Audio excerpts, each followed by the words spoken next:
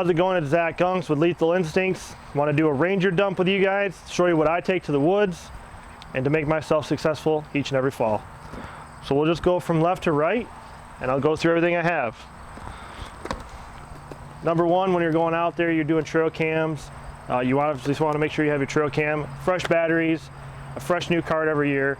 Normally I don't like to try and use cards every year continuously. They build up with data in there and then they just have issues, and nobody likes going up to a camera, checking it, pulling the card, and not having any pictures on there because it failed. So that's number one.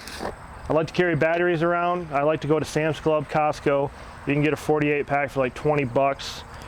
Save yourself a little bit of money instead of going to like Myers or Walmart and getting a 10, 12 pack or whatever it is and spending about the same amount of money. Like to carry binoculars. Normally I'll have them on a chest pouch. That way if there's something that runs out in front of me, whether it's a buck or something that's maybe bedded, that way at least I can try and pull these up and get a glimpse at them. Or just see something across the field that I maybe need to look at. Couple different variations of pruning sticks or pruners or saws. So these are just easy cut. This is a Kamikaze one. A little bit expensive, but they do work really, really well. It does have the nice belt holder on the side, so that way it's not falling off while you're up in the tree trying to do your pruning. These are really nice. You can keep them if you got like a cargo style pant that has like the side pockets on it for like carpenter use. You can keep these in the side, your back pocket, very nice.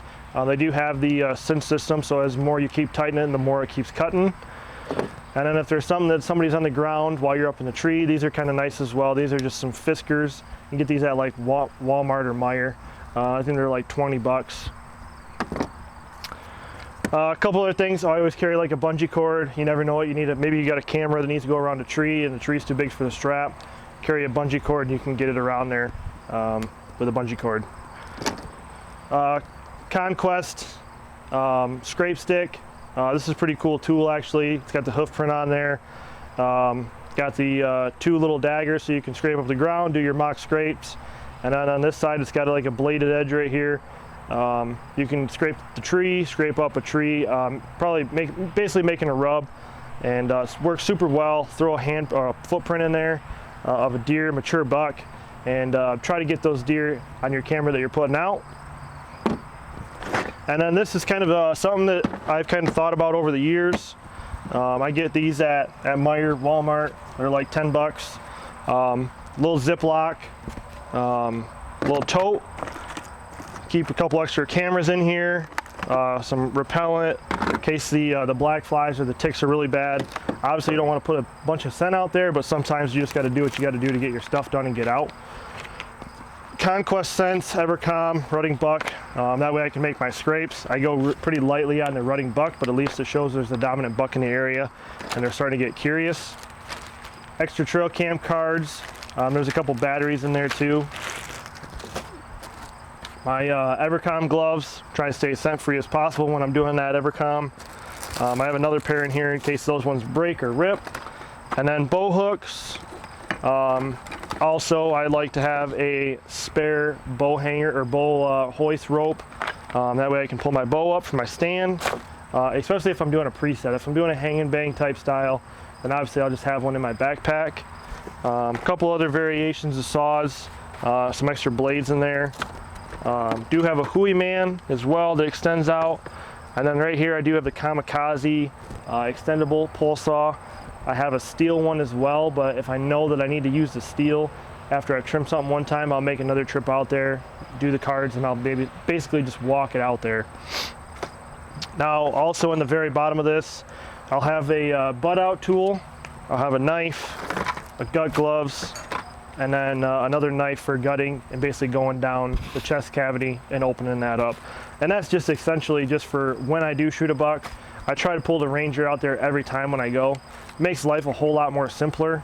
If you got a quad or whatever type style you like doing, maybe a bike, I think investing in a little tote like this where you can throw all your little knickknacks and goods is a good idea.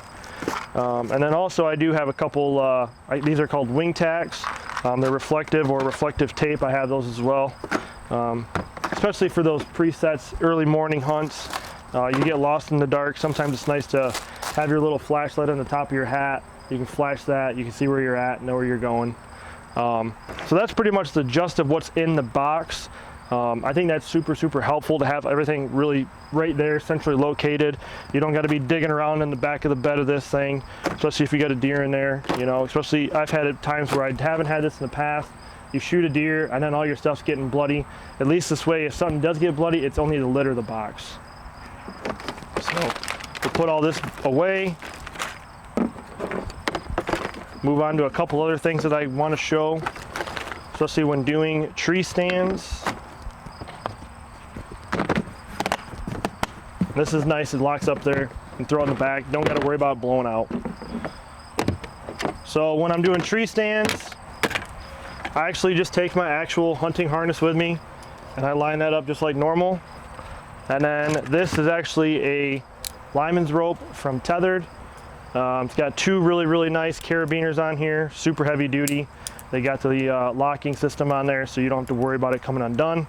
And then this is the Wild Country Rope Man 1. I think these are like 50-60 bucks, but they're super helpful, especially if you need to, as you're going up, ascending up the tree, you can hit this, extends the rope, and then you don't got to worry about it falling or anything like that, or you falling out of the tree. So highly recommended. If you don't wear a harness while you're putting up tree stand, or don't wear a harness while you're hunting, don't be that guy. I know plenty of people that have fallen out of a tree, and now they have issues with their back and their legs and everything else. So you know, just play it smart. And these are what I'm trying to tell you right now is just something that's going to help you later on.